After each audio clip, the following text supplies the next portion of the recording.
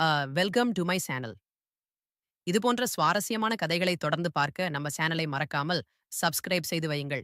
என் பெயர் கார்த்திக். தினமும் அதிகாலையில் செய்தித்தாள்களை வீடு வீடாக போடுவது என் கல்லூரி செலவுக்கு உதவியாக இருந்தது. ஒரு நாள் பெரிய அரண்மனை போல் இருந்த ஒரு வீட்டின் முன்பு என் சைக்கிளை நிறுத்தி வழக்கம் போல் செய்தித்தாளை அந்த வீட்டின் இரும்பு கேட்டின் உள்ளே தூக்கி போட்டேன். அப்போது அங்கே சுமார் 25 வயது இருக்கும் ஒரு அழகான பெண் நின்று கொண்டிருந்தாள். நான் பேப்பரை வீசியதை பார்த்தவுடன் அவள் கோபமாக என்னை நோக்கி, செய்தித்தாளை இப்படி தூக்கி வீசக்கூடாதே. சைக்கிளிலிருந்து இறங்கி ஒரு கவரில் பத்திரமாக வைத்து போக முடியாதா? மழை வந்தால் பேப்பர் நனைந்து போய்விடும் இல்லையா? என்று கண்டித்தாள். அவள் பேச்சிலிருந்த கடுமை என்னை அமைதியாக்கிவிட்டது. சாரி மேடம் என்பதைத் தவிர வேறெதுவும் பேச முடியவில்லை. நான் தினமும் அதிகாலை செய்தித்தாள் போட்டுவிட்டு கல்லூரிக்கும் செல்ல வேண்டும். கிட்டத்தட்ட 200 வீடுகளுக்கு பேப்பர் போட வேண்டியிருப்பதால் ஒவ்வொரு வீட்டிலும் இறங்கி வைக்க நேரமில்லை என்று அவளிடம் சொன்னேன். அதன் பிறகு அந்த வீட்டிற்கு மட்டும் நான் சைக்கிளிலிருந்து இறங்கி செய்தித்தாளை பத்திரமாக ஒரு பிளாஸ்டிக் கவரில் வைத்துவிட்டு செல்வதை வழக்கமாக மாற்றிக்கொண்டேன். என் அப்பா ஒரு ஆட்டோ டிரைவர்.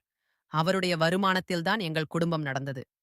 திடீரென அவருக்கு உடல்நிலை சரியில்லாமல் போனதால் சில நாட்கள் ஆட்டோ ஓட்ட முடியாமல் இருந்தார். குடும்ப செலவுகளும் மருத்துவ செலவுகளும் அதிகரிக்க நான் சில நாட்கள் ஆட்டோ ஓட்ட முடிவு செய்தேன். அந்த நாள் காலை செய்தித்தாள்களை விநியோகித்து முடித்த பிறகு ஆட்டோவை எடுத்துக்கொண்டு சவாரிக்காக ஒரு ஸ்டாண்டில் காத்திருந்தேன். கொஞ்சம் தூரத்தில் ஒரு விலை உயர்ந்த கார் நின்றது. அதிலிருந்து டிரைவரும் என்னை முன்பு கண்டித்த அந்த பெண்ணும் இறங்கினார்கள். அவளுடைய பெயர் வைதேகி. கார் பழுதாகி இருக்கலாம் என்று நினைத்து நான் உடனே அவர்களிடம் சென்று, என்ன ஆச்சு மேடம் என்று கேட்டேன். அவள் பதற்றத்துடன், கார் ரிப்பேர் ஆயிடுச்சு போல. எனக்கு கம்பெனியில் முக்கியமான மீட்டிங் இருக்கு, சீக்கிரம் போகணும் என்றாள்.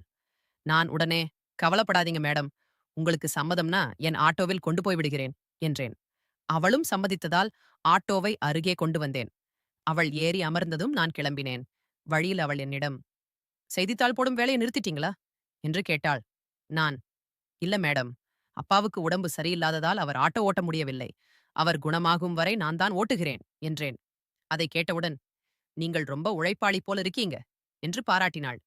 அந்த வார்த்தை எனக்கு பெரிய சந்தோஷத்தை கொடுத்தது. கொஞ்ச தூரம் சென்றபோது ஆட்டோ திடீரென்று நின்றுவிட்டது. கீழே இறங்கி பார்த்தபோது டீசல் காலியாகி இருந்தது. என்னுடைய அதிர்ஷ்டத்தை நினைத்து வருந்திக் கொண்டேன். என்ன ஆச்சு என்று கேட்ட வைதேகியிடம், டீசல் முடிஞ்சிருச்சு மேடம் என்றேன். அவள் கொஞ்சம் கவலையடைந்தாலும் நான் உடனே, கவலைப்படாதீங்க, ஏதாவது ஏற்பாடு பண்றேன் என்று சொல்லி என் நண்பனுக்கு போன் செய்தேன். அவன் அருகில்தான் இருந்தான். நிலைமையை சொன்னதும் அவன் உடனே பைக்கில் வந்தான். நான் அவனிடமிருந்து பைக்கை வாங்கிக் கொண்டு, மேடம் உங்களுக்கு லேட் ஆகுது, இந்த பைக்கில் உங்களை ஆபீஸில் இறக்கி விடுறேன் என்றேன். இது யாரோட பைக் என்று கேட்டாள். என் நண்பனோடது என்றேன்.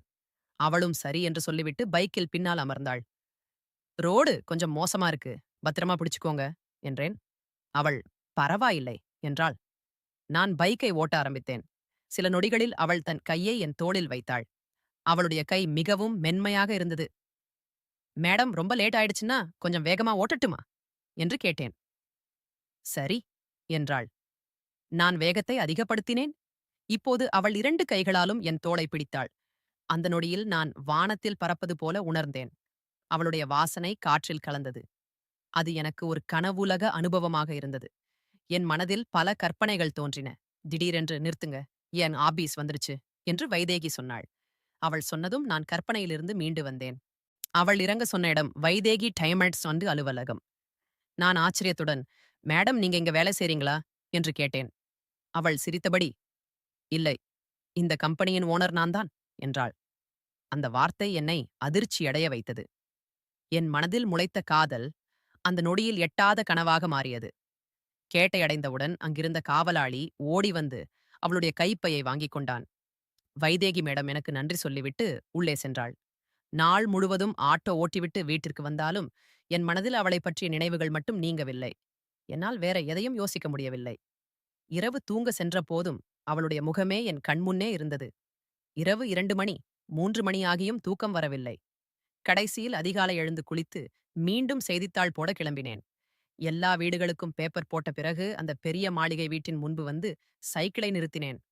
வழக்கம்போல் கீழே இறங்கி செய்தித்தாளை கவரில் வைக்க முயன்றபோது வைதேகி மேடம் கேட்டருகே வந்து நின்றாள். வந்து என்ன பார்த்து அழகாக சிரித்தாள். அப்புறம் என் கையிலிருந்து செய்தித்தாளை வாங்கிக் கொண்டு, ஒரு டீ குடிச்சிட்டு போங்களேன் என்றாள். நான், நன்றி மேடம், இப்போ முடியாது, இன்னும் சில வீடுகளுக்கு பேப்பர் போடணும். எல்லாருக்கும் சரியான நேரத்தில் செய்தித்தாள் சேரணும். அதுக்கப்புறம் காலேஜுக்கும் போகணும் என்றேன். அவள் சிரித்தபடி, அப்படின்னா எப்போ டீ குடிக்க வருவீங்க என்று கேட்டாள். நான், இன்னும் 4 நாள் கழிச்சு ஞாயிற்றுக்கிழமை இருக்கு. அன்றைக்கு கண்டிப்பா வருகிறேன் என்றேன். அவளும், சரி, உங்க விருப்பம் என்று புன்னகைத்தாள். நான் மீண்டும் சைக்கிளை எடுத்துக்கொண்டு அடுத்த வீடுகளுக்கு கிளம்பினேன். ஆனால் என் மனம் முழுவதும் சந்தோஷமாக இருந்தது. நான் மேகங்களில் பறப்பது போல உணர்ந்தேன். வைதேகி மேடம் என்னை ஏன் டீக்கு அழைத்தார்? என் உழைப்பை பார்த்து மரியாதை காட்டினாரா? இல்லையா என் மீது அவளுக்கும் ஒரு பாசம் உருவாகியிருக்கிறதா? இப்படியாக பல கேள்விகள் என் மனதில் ஓடிக்கொண்டே இருந்தன. செய்தித்தாள்களையெல்லாம் போட்டு முடித்துவிட்டு வீட்டிற்கு சென்று கல்லூரிக்கு தயாரானேன். கல்லூரியிலிருந்து வீட்டிற்கு வந்த பிறகு இரவு உணவு சாப்பிட்டேன். ஆனால் அந்த இரவு எனக்கு தூக்கமே வரவில்லை. வைதேகி மேடமின் முகமும் அவள் சிரித்த விதமும் என் மனதில் மீண்டும் மீண்டும் தோன்றிக்கொண்டே இருந்தது. அவளே என்னை டீ குடிக்க அழைத்திருந்தாள். ஆனால் நான் தான் 4 நாட்கள் கழித்து வருவதாக சொல்லிவிட்டேன். அடுத்த நாளே நேரம் பார்த்து போயிருக்கலாமே என்று என்னையே நான் திட்டிக் கொண்டேன். இந்த 4 நாட்களை எப்படி கடப்பது என்று தெரியவில்லை. அந்த இரவு மிகவும் நீண்டதாக தோன்றியது. அதிகாலைதான் கொஞ்சம் தூக்கம் வந்தது. மறுநாள் மீண்டும் எழுந்து செய்தித்தாள் போட கிளம்பினேன். ஒவ்வொரு வீட்டிலும் பேப்பர் போட்டு அந்த பெரிய மாளிகைக்கு அருகில் சென்றபோது என் இதயம் வேகமாக துடித்தது. கேட் முன்பு சைக்கிளை நிறுத்தி வழக்கம் போல் செய்தித்தாளை உள்ளே வைத்தேன். ஆனால் இன்று வைதேகி மேடம் அங்கே இல்லை. எனக்கு ஏமாற்றமாக இருந்தது. வேலை அவசரமாக இருந்ததால் அங்கிருந்து கிளம்பிவிட்டேன். இருந்தாலும் அவள் கண்டிப்பாக இன்று என்னை பார்க்க வருவாள் என்ற ஒரு சிறிய நம்பிக்கை மனதில் இருந்தது. ஆனால் அடுத்த 3 நாட்களும் அதே போல சென்றுவிட்டன. நான் தினமும் பேப்பர் போட்டேன். ஆனால் அவளை பார்க்க முடியவில்லை. இறுதியாக ஞாயிற்றுக்கிழமை வந்தது. எல்லா வேலைகளையும் சீக்கிரமாக முடித்துவிட்டு மிகுந்த உற்சாகத்துடன் அந்த மாளிகைக்கு சென்றேன். செய்தித்தாளை எடுத்துக்கொண்டு கேட்டை திறந்து உள்ளே நுழைந்தேன். முதல் முறையாக அந்த வீட்டின் உள்ளே கால் வைத்தேன். வீட்டின் முன் கதவிற்கு அருகில் காவலாளி ஒருவர் அமர்ந்திருந்தார். என்னை பார்த்ததும், யார் நீ? என்ன வேணும் என்று கேட்டார். நான், வைதேகி மேடம் என்னை டீ குடிக்க வரச் சொன்னாங்க என்றேன். உடனே அவர் என்னை ஆச்சரியமாக பார்த்து, உனக்கு என்னப்பா, வைதேகி மேடம் எப்போ உன்னை கூப்பிட்டாங்க என்றார். 4 நாளுக்கு முன்னாடி என்றேன். அதைக் கேட்ட அவர் பரிதாபமாக என்னை பார்த்து, வைதேகி மேடம் 3 4 நாட்களாக ஹாஸ்பிட்டலில் அட்மிட் ஆகியிருக்காங்க என்றார். நான் அதிர்ச்சியடைந்து, என்னாச்சு அவருக்கு என்று கேட்டேன். அவர், சிறுநீரக பிரச்சனை என்று சொன்னவுடன் நான் உடனே மருத்துவமனை முகவரியை கேட்டுக்கொண்டு அங்கிருந்து புறப்பட்டேன். மருத்துவமனை மிகவும் பெரியதாக இருந்தது. வரவேற்பு அறையில் சென்று வைதேகி மேடம் எந்த அறையில் இருக்கிறார்கள் என்று கேட்டேன். அவர்கள் அறை எண்ணை சொன்னார்கள். அந்த அறை வெளியே சில மேலாளர்கள் கவலையுடன் பேசிக் கொண்டிருந்தனர். அவர்கள் பேசுவதை கவனித்தபோது வைதேகி மேடமின் சிறுநீரகம் செயலிழந்து விட்டதாகவும் உடல்நிலை மிகவும் மோசமாக இருப்பதாகவும் புரிந்தது. ஆனால் தானம் செய்ய யாரும் கிடைக்காததால் அனைவரும் பதட்டத்தில் இருந்தனர். அந்த நேரத்தில் அங்கே நின்ற ஒருவரிடம் நான் என் சிறுநீரகத்தை வைதேகி மேடத்திற்காக தானம் செய்ய தயாராக இருக்கிறேன் என்றேன். முதலில் அவர் நம்பவில்லை. பிறகு என்னை ஆச்சரியமாக பார்த்து, நீ என்ன சொல்ற என்று கேட்டார். நான் மீண்டும் அதையே சொன்னேன். உடனே அவர் அங்கிருந்த மற்றவர்களிடம் இந்த விஷயத்தை கூறினார். அனைவரும் மகிழ்ச்சி அடைந்தனர்.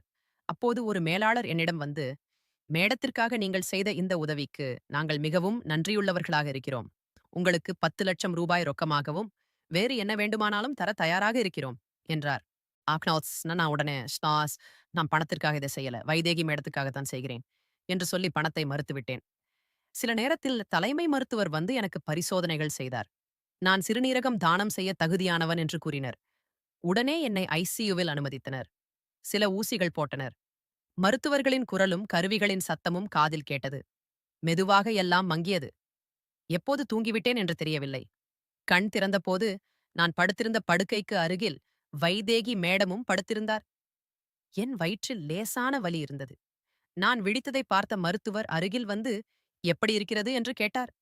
நான் தலையை அசைத்து நன்றாக இருப்பதை மட்டும் காட்டினேன். வலியை கவனிக்காமல் வைதேகி மேடத்தை பார்த்தேன். அவள் இன்னும் மயக்கத்தில் இருந்தாள். அவளுடைய முகத்தை பார்த்து கொண்டே இருந்தேன். அப்போது ஒரு நர்ஸ் வந்து, சார், தலைய அசைக்காதீங்க, இல்லன்னா வலி அதிகமா இருக்கும் என்றார். உடனே நான் நிஜத்திற்கு திரும்பினேன். 4 நாட்கள் சிகிச்சைக்கு பிறகு நான் டிஸ்சார்ஜ் செய்யப்பட்டேன். வீட்டிற்கு கிளம்பும் முன் வைதேகி மேடம் இருந்த அறைக்கு செல்ல முயன்றேன். ஆனால் உள்ளே அனுமதி கிடைக்கவில்லை. கண்ணாடி வழியாக பார்த்தபோது அவள் அமைதியாக தூங்கிக் கொண்டிருந்தாள். அவளுடைய முகத்தை பார்த்ததும் எனக்கு மனநிறைவு கிடைத்தது. அதன் பிறகு நான் வீட்டிற்கு திரும்பினேன். 2 மாதங்களில் எம்பிஏ இறுதித் தேர்வு இருந்ததால் செய்தித்தாள் வேலைக்கு விடுப்பு எடுத்தேன். அதற்குள் என் அப்பாவும் குணமடைந்து மீண்டும் ஆட்டோ ஓட்ட ஆரம்பித்தார். நான் வீட்டிலேயே இருந்து நன்றாக படித்தேன். இறுதித் தேர்வில் நல்ல மதிப்பெண்கள் எடுத்தேன். எங்கள் கல்லூரியில் நடந்த ஜோதி டைமண்ட்ஸ் வளாக தேர்வில் நான் புரொடக்ஷன் மேனேஜராக தேர்வு செய்யப்பட்டேன். நல்ல சம்பளமும் வழங்கப்பட்டது. நான் மிகவும் சந்தோஷப்பட்டேன். என் பெற்றோருக்கு இப்போது உதவ முடியும் என்ற நிம்மதி வந்தது. அம்மாவுக்கு வீட்டு வேலை செய்ய ஒரு உதவியாளரையும் வைத்தேன். அதனால் அவர்கள் இருவரும் மகிழ்ச்சியடைந்தனர். கம்பெனி எனக்கு தங்க ஒரு அழகான பிளாட்டும் வேலைக்கு செல்வதற்காக ஒரு பெரிய காரும் கொடுத்தது. 3 மாதங்களுக்குள் கம்பெனியின் அனைத்து உற்பத்தி வேலைகளையும் கற்றுக்கொண்டு பல புதிய முயற்சிகளை செய்ய ஆரம்பித்தேன். மேலாளர்களும் என்னை ஊக்கப்படுத்தினர். என் திட்டங்கள் வெற்றியடைந்தன. அதன் விளைவாக அந்த ஆண்டின் இறுதியில் ஜோதி டைமண்டஸ் கம்பெனியின் வியாபாரம் பல மடங்கு உயர்ந்தது. முன்னர் வைதேகி டைமண்டஸை விட சிறியதாக இருந்த அந்த நிறுவனம் இப்போது அவர்களையே மிஞ்சும் அளவுக்கு வளர்ந்தது. வைதேகி டைமண்டஸ் கம்பெனி மிகப்பெரிய நிறுவனமாக இருந்தாலும் அந்த வருடம் அவர்களின் வியாபாரம் கடுமையாக குறைந்து ஆண்டு வருமானமும் சரிந்துவிட்டது. இதனால் வைதேகி மேடம் அவசர கூட்டம் ஒன்றை நடத்தி அனைத்து மேலாளர்களையும் அழைத்தார். கூட்டத்தில் அவர் கோபமாக, ஜோதி டைமண்டஸ் மட்டும் எப்படி இவ்வளவு வேகமாக முன்னேறுகிறது? நம்மளை விட சிறிய கம்பெனியாக இருந்தும் இந்த வருடம் அவர்கள் நம்மள மிஞ்சிட்டாங்க. இதற்கான காரணம் கண்டிப்பாக தெரிந்தாகணும் என்றார். அப்போது ஒரு மேலாளர் எழுந்து, மேடம், ஜோதி டைமண்டஸ்ல அமித் பாட்டீல் என்ற புதிய புரொடக்ஷன் மேனேஜர் சேர்ந்திருக்கிறார். அவர் ரொம்ப புத்திசாலி. புதிய புதிய ஐடியாக்களை கொண்டு வந்து எல்லா சோதனைகளிலும் வெற்றியடைகிறார். அதனால்தான் அந்த கம்பெனி சந்தையில் வேகமாக வளர்ந்து வருகிறது என்றார். வைதேகி சற்று யோசித்து, அந்த பெயரை நான் இப்போதான் முதன்முறையாக கேட்கிறேன் என்றார். மேலாளர், ஆம் மேடம், அவர் சமீபத்தில்தான் சேர்ந்தவர் என்றார். உடனே வைதேகி, நீங்கள் அவரை சந்திச்சீங்களா என்று கேட்டார். மேலாளர், இல்ல மேடம், அவரை சந்திக்க அப்பாயின்ட்மெண்ட் எடுக்கணும் என்றார். அதற்கு வைதேகி, அப்படின்னா நாளைக்கே அவரை சந்திக்க முயற்சி பண்ணுங்க. இல்லையென்றால் அவருக்கு ஒரு தனிப்பட்ட கடிதம் அனுப்புங்கள்.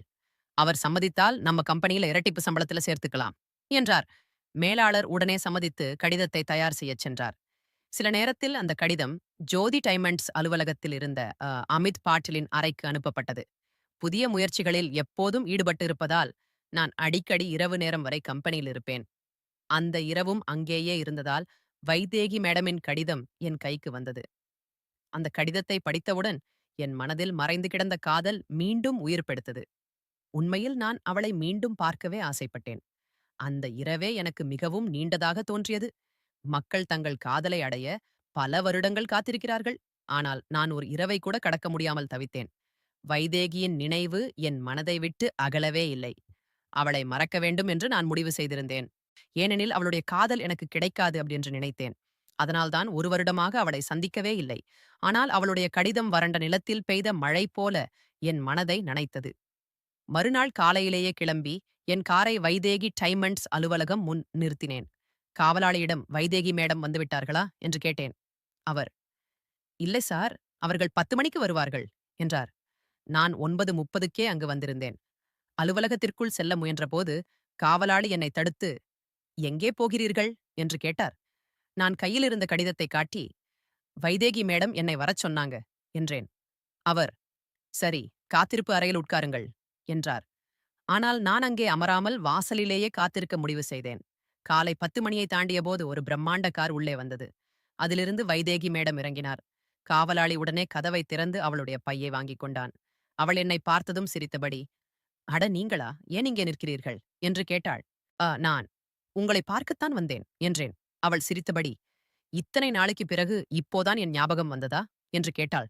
நான், உங்களிடம் ஒரு டீ கடன் இருக்கு, இன்று அதை அடைக்கலாம்னு வந்தேன் என்றேன். அவள் உடனே, டீ மட்டும் இல்ல, காலை உணவும் கிடைக்கும், வாங்க உள்ளே போய் பேசலாம் என்றாள். நான் அவளை பின்தொடர்ந்து உள்ளே சென்றேன். இருவரும் அவளுடைய அலுவலக அறைக்குள் நுழைந்தோம். அவள் என்னை சோஃபாவில் அமரச் சொல்லி தானும் அருகில் அமர்ந்தாள். பிறகு ஒரு ஊழியரை அழைத்து டீ மற்றும் காலை உணவை கொண்டு வரச் சொன்னாள். பிறகு என்னை பார்த்து, எப்படி இருக்கீங்க, இத்தனை நாளாக காணவே இல்ல, இப்போ வேற யாரோ தான் பேப்பர் போட வருகிறார்கள், நீங்க அந்த வேலையை விட்டுட்டீங்களா என்று கேட்டாள். நான், ஆம் மேடம், செய்தித்தாள் வேலை விட்டுட்டேன் என்றேன். உடனே அவள், அப்போ ஆட்டோ ஓட்டுறீங்களா என்று கேட்டாள். நான் சிரித்தபடி, இல்ல மேடம், அப்பாவோட ஆட்டோவையும் விட்டுட்டோம் என்றேன். அந்த நேரத்தில் ஊழியர் டீ, பிஸ்கட் மற்றும் காலை உணவை வைத்து வெளியேறினார். நாங்கள் டீ குடிக்க ஆரம்பித்தோம். டீ குடித்துக்கொண்டே வைத்தேகி, அப்போ இப்போ என்ன வேலை செய்கிறீர்கள்? வேலை இல்லை என்றால் சொல்லுங்கள், உங்களுக்கு நான் உதவி செய்கிறேன். ஆமாம், உங்கள் பெயர் என்ன? இதுவரைக்கும் சொல்லவே இல்லையே என்று கேட்டாள். நான் சிரித்தபடி, "நீங்கள் கேட்கவே இல்லையே மேடம்" என்றேன். நான் இன்னும் பேசிக் கொண்டிருக்கும்போது கம்பெனியின் பொது மேலாளர் உள்ளே வந்தார். என்னை பார்த்ததும் அவர் அதிர்ச்சியடைந்தார். அவரை பார்த்த வைதேகி, "அமித் பாட்டிலிடமிருந்து ஏதாவது பதில் வந்ததா?" என்று கேட்டாள். மேலாளர் ஆழமாக மூச்சு விட்டபடி சிரித்து, "மேடம், நீங்கள் ஒரு வருடமாக தேடிய அமித் பாட்டீல் உங்கள் முன்னாடியே அமர்ந்திருக்கிறார். இவர்தான் உங்களுக்கு தன் சிறுநீரகத்தை தானம் செய்தவர்" என்றார். அவர் மேலும், "மருத்துவமனையில் இவர் அமித் என்ற பெயரில்தான் பதிவு செய்திருந்தார். டிஸ்சார்ஜ் ஆன பிறகு எங்களை சந்திக்கவே இல்லை. முகவரி சரியாக இல்லாததால் எங்களால் இவரை கண்டுபிடிக்க முடியவில்லை" என்றார். இதைக் கேட்ட வைதேகி அதிர்ச்சியுடன் என்னை பார்த்தாள். அவளுடைய கண்களில் கண்ணீர் வழிய ஆரம்பித்தது. அவளுடைய கண்ணீரை பார்த்ததும் என் மனம் உடைந்தது. தெரியாமல் என் கைகள் அவளுடைய கண்ணீரை துடைக்க முனைந்தன. சில வினாடிகள் கண்களை மூடியிருந்த அவள் மெதுவாக திறந்து, "நீங்கள் ஏன் என்னை இவ்வளவு ஏமாற்றினீர்கள்?" என்று கேட்டாள். நான் குழப்பமாக, "ஏமாற்றமா? நான் என்ன தவறு செய்தேன்?" என்றேன். அவள் கண்ணீர் மல்க, "எனக்கு புதிய வாழ்க்கை கொடுத்தவருக்கு நன்றி சொல்லக்கூட முடியல. நீங்க உங்களைப் பற்றி எதுவும் சொல்லவே இல்ல. சூரியன் மாதிரி இருந்தும் நிழலில மறைந்து வாழ்ந்தீங்க. நீங்க அந்த நாளில் சிறுநீரகம் தானம் செய்யலன்னா நான் இப்போ உயிரோட இருக்க மாட்டேன். இந்த இதய துடிப்பும் இந்த சுவாசமும் உங்களால் தான்" என்று கூறி என் தோளில் தலையை சாய்த்தாள். நான் அவளுடைய கண்ணீரை மெதுவாக துடைத்தேன். அங்கே இருந்த பொது மேலாளர் இந்த காட்சியை அமைதியாக பார்த்துக் கொண்டிருந்தார். அவருடைய அனுபவமிக்க கண்கள் வைதேகியின் முகத்தில் மலர்ந்த காதலை தெளிவாக உணர்ந்து கொண்டிருந்தன. பிறகு அவர் எழுந்து, "மேடம், அமித் பாட்டீல் இந்த நேரத்திற்குள் வந்திருக்க வேண்டும் என்று நினைத்தேன். ஆனால் அவர் ஏற்கனவே உங்கள் இதயத்திலேயே வந்து சேர்ந்து விட்டார் போல" என்று மெதுவாக கூறினார். ஆனால் அவர் இன்னும் வரவில்லை. நான் அவருக்கு மீண்டும் செய்தி அனுப்பியிருக்கிறேன் என்று சொல்லிவிட்டு மேலாளர் வெளியே சென்றார். அவர் சென்றதும் வைத்தேகி என்னை இறுக்கமாக அணைத்துக்கொண்டு, "சொல்லுங்கள் அமித், இத்தனை நாளாக எங்கே இருந்தீர்கள்?" என்று கேட்டாள். அந்த நொடியில் என் உடம்பே சிலிர்த்துப் போனது. நான் கனவில் கூட நினைக்காத விஷயம் நிஜமாகிக் கொண்டிருந்தது. எனக்கு எட்டாத உயரத்தில் இருப்பதாக நினைத்த வைதேகி இன்று என்னை காதலிக்க ஆரம்பித்திருந்தாள். நான் ஒரு சாதாரண இளைஞன். ஆனால் அவள் ஒரு பெரிய கம்பெனியின் உரிமையாளர். சிறிது நேரம் அமைதியாக இருந்த பிறகு வைதேகி மீண்டும், "சிறுநீரகம் தானம் செய்த பிறகு ஏன் ஒரு வருடமா என்னை பார்க்க வரல?" என்று கேட்டாள். நான் மெதுவாக, "நான் உங்களுக்கு உதவி செய்ததாக நினைக்கல. என் மனசு உங்களை காதலிச்சது. அந்த காதலுக்காகத்தான் என் சிறுநீரகத்த குடுத்தேன். அதுக்காக உங்களிடம் வந்து பெருமை பேசணும்னு நினைக்கல. சில வேலைகளில பிஸியாக இருந்தேன். அதனால தான் வர முடியல" என்றேன். உடனே அவள், "அப்போ இப்போ என்ன வேலை செய்கிறீங்கள்? பேப்பர் போடுற வேலைய விட்டுட்டீங்களே?" என்று கேட்டாள். நான், "நான் இப்போ ஜோதி டைம் அண்டர்ஸ்ல வேலை செய்கிறேன்" என்றேன். அதைக் கேட்டவுடன் அவள் ஆச்சரியமாக, "அட, நீங்க என்னிடம் வந்திருக்கலாமே. என் கம்பெனியிலேயே நல்ல வேலை குடுத்திருப்பேன்" என்றாள். நான் சிரித்தபடி, "கல்லூரி வளாகத் தேர்விலேயே வேலை கிடைச்சது. இப்போ அங்கே புரொடக்ஷன் மேனேஜராக இருக்கேன்" என்றேன். உடனே அவள் அதிர்ச்சியுடன், "புரொடக்ஷன் மேனேஜரா? அப்படின்னா நீங்க தான் அந்த அமித் பாட்டீலா?" என்று கேட்டாள்.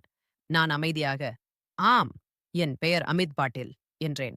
அந்த பெயரைக் கேட்டதும் வைதேகியின் முகம் மகிழ்ச்சியில் மலர்ந்தது. அவள் சந்தோஷத்தில் கத்திக்கொண்டு மேலாளரை அழைத்தாள். அவளுடைய குரலைக் கேட்டு மேலாளர்களும் மற்ற ஊழியர்களும் உள்ளே வந்தனர். வைதேகி மகிழ்ச்சியில் துள்ளிக்கொண்டு, "ஆங்கிள், நம்ம தேடிக்கிட்டு இருந்த அமித் நம்ம எதிர்பார்த்ததை விட பல மடங்கு சிறந்தவர். இன்று நமக்கு ஒரே நேரத்தில் 2 அமித் கிடைச்சிட்டாங்க" என்று சொன்னாள். அப்படியே எல்லோருக்கும் முன்பாக என்னை மீண்டும் கட்டிப்பிடித்தாள். என் வாழ்க்கையின் உண்மையான மாற்றம் அந்த நொடியிலிருந்துதான் ஆரம்பமானது. எங்களுடைய மகிழ்ச்சிக்கு அளவே இல்லை. நான் காதலித்த பெண் இப்போது என் காதலை ஏற்றுக்கொண்டிருந்தாள். அதன் பிறகு வைதேகியும் நானும் அடிக்கடி சந்திக்க ஆரம்பித்தோம். நான் ஜோதி டைமண்டஸிலிருந்து ராஜினாமா செய்ய நினைத்தேன். ஆனால் அந்த கம்பெனியின் உரிமையாளர், "நீங்கள் எங்களை விட்டு போகக்கூடாது. உங்களுக்கு என்ன வேண்டுமானாலும் கேளுங்கள்" என்று கேட்டுக்கொண்டார். உண்மையில் எனக்கு பண ஆசை எதுவும் இல்லை. ஆனால் அந்த கம்பெனி தான் எனக்கு ஒரு அடையாளத்தை கொடுத்தது. என் சொந்த மரியாதையை உருவாக்கி தந்தது. அதனால் அவர்களின் மன வருத்தத்துடன் வெளியேறுவது சரியில்லை என்று தோன்றியது. நான் அங்கேயே தொடர முடிவு செய்தேன். வைதேகியும் என் முடிவை மதித்தாள். அதற்குப் பிறகு நான் அவளுடைய கம்பெனிக்கும் ஆலோசனைகள் வழங்க ஆரம்பித்தேன். வைதேகியின் மேலாளர்களும் என் யோசனைகளை பின்பற்றத் தொடங்கினர். அதன் விளைவாக வைதேகி டைமண்ட்ஸும் மீண்டும் வளர்ச்சியடைய ஆரம்பித்தது. அதே நேரத்தில் எங்களுடைய காதலும் இன்னும் ஆழமானது. சில மாதங்களில் வைதேகியின் கம்பெனிக்கு சந்தையில் பெரிய வரவேற்பு கிடைத்தது. அதனால் அவள் கம்பெனியின் ஊழியர்களுக்காக ஒரு பெரிய விருந்து ஏற்பாடு செய்தாள். அது சாதாரண விருந்து இல்லை. நகரத்தில் உள்ள முக்கிய தொழிலதிபர்கள், வணிகர்கள், ஊடகங்கள் எல்லோரும் அழைக்கப்பட்டிருந்தனர். அப்போது ஜோதி டைமண்ட்ஸில் எனக்கும் 50% பங்குதாரர் உரிமை கிடைத்திருந்தது. அதனால் நான் அங்கே மேலாளராக மட்டுமில்லாமல் உரிமையாளராகவும் இருந்தேன். விருந்தில் பலர் வந்து எங்களை சந்தித்து வாழ்த்தினர். அதனால் வைதேகியும் நானும் தனியாக பேசக்கூட நேரம் கிடைக்கவில்லை. ஒன்றாக நடனம் ஆடவே முடியவில்லை. இருந்தாலும் அந்த இரவு மிகவும் மகிழ்ச்சியாக முடிந்தது. பிறகு நான் வீட்டிற்கு கிளம்ப காரின் அருகே சென்றேன். காரில் அமர்ந்தபோது யாரோ கண்ணாடியை தட்டினார்கள். திரும்பி பார்த்தேன். வைதேகிதான் நின்றிருந்தாள். நான் உடனே கதவை திறந்தேன். அவள் சிரித்தபடி, "என்ன அமித், என்ன பார்க்காமலே கிளம்ப போறியா?" என்று கேட்டாள். நான், "நீங்க ரொம்ப பிஸியாக இருந்தீங்க. அதனால்தான் தொந்தரவு செய்யல" என்றேன். அவள் மெதுவாக, "உனக்காக என்னிடம் எப்போதும் நேரம் இருக்கும் அமித்" என்றாள். பிறகு, "எங்கே போற?" என்று கேட்டாள். "ஓனை நான் வேற எங்க? வீட்டுக்குத்தான்" என்றேன். அவள் என் மொபைலை பார்த்து, "இப்போதே 9 மணி ஆகிடுச்சு. சரி, உன்கிட்ட இன்னும் ஒரு டீ கடன் இருக்கு. அத இன்னும் தலையில சுமக்க முடியாது. என்னோட வீட்டுக்கு வா, இன்னைக்கு என் கையால உனக்கு டீ போட்டு தர்றேன்" என்றாள். அவள் அதை சொன்னவுடன் என் மனசு மகிழ்ச்சியில் துள்ளியது. நான் உடனே சம்மதித்தேன். வைதேகி, "சரி, நான் உன் காரிலே வர்றேன். டிரைவருக்கு சொல்லிடுறேன். அவன் என் காரை வீட்டிற்கு கொண்டு வந்து விடுவான்" என்றாள். அவள் காரின் மறுபுறம் வந்து கதவை திறந்து என் அருகில் அமர்ந்தாள். நான் காரை ஸ்டார்ட் செய்து கிளம்பினேன். சிறிது நேரத்தில் நாங்கள் அவளுடைய அந்த பெரிய மாளிகை வீட்டை அடைந்தோம். காவலாளி உடனே கேட்டை திறந்தார். நான் காரை உள்ளே கொண்டு சென்று நிறுத்தினேன். இருவரும் கீழே இறங்கினோம். வைதேகி முன்னால் நடந்தாள். நான் அவளை பின்தொடர்ந்தேன். அந்த இரவு அவள் அணிந்திருந்த சாக்லேட் நிற சேலை அவளுக்கு இன்னும் அழகை சேர்த்திருந்தது. அவளுடைய வெண்மையான கைகள் விளக்கொளியில் மின்னியது. அவளை பின்னாலிருந்து பார்த்துக் கொண்டே நடந்த நான் அவள் மீது இன்னும் அதிகமாக ஈர்க்கப்பட்டேன். சில நிமிடங்களில் வீட்டிற்குள் நுழைந்தோம். அது நான் முதல் முறையாக அந்த வீட்டின் உள்ளே வருவது. வைதேகி என்னை சோஃபாவில் அமரச் சொல்லிதானே சமையலறைக்கு சென்றாள்.